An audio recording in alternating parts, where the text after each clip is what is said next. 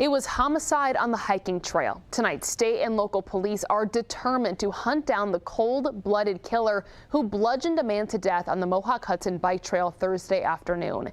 In a story you're seeing only on 13, Dan Levy spoke with the woman whose gruesome discovery began this investigation. Dan joins us live from a section of the bike trail north of the murder scene. Good evening, Dan.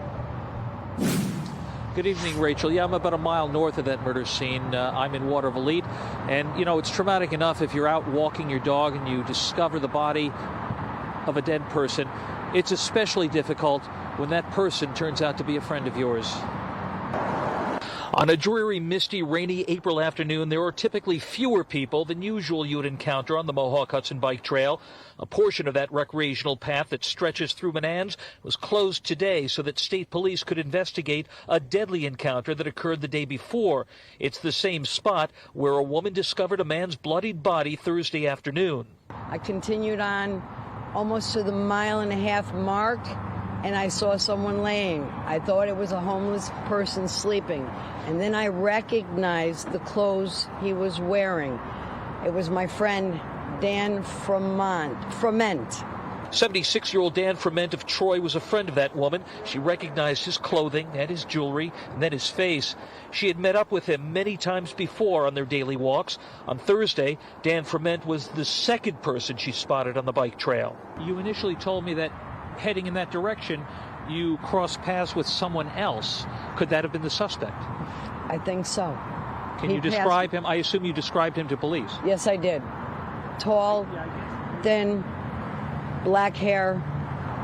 Did you notice any blood? No, nothing. He had a backpack on. Did he say anything to you? Hi. I said hi back, and I watched. After he passed me, he started running again. That was it, the only one who passed me. The woman says she has shared everything she knows with police, and she is hopeful it will lead to an arrest. But meanwhile, folks who continue to use the bike trail remain on heightened alert. Yeah, I don't feel comfortable bringing them out down here. The highway is really loud. I feel like if anything could happen down there.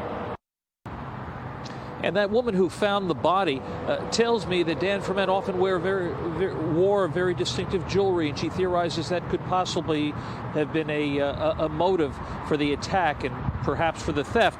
Now, an autopsy revealed that Frement was bludgeoned to death, and police did spend much of the day looking at the riverbank and the river itself, presumably trying to find a murder weapon. It's not clear tonight whether or not a murder weapon was found.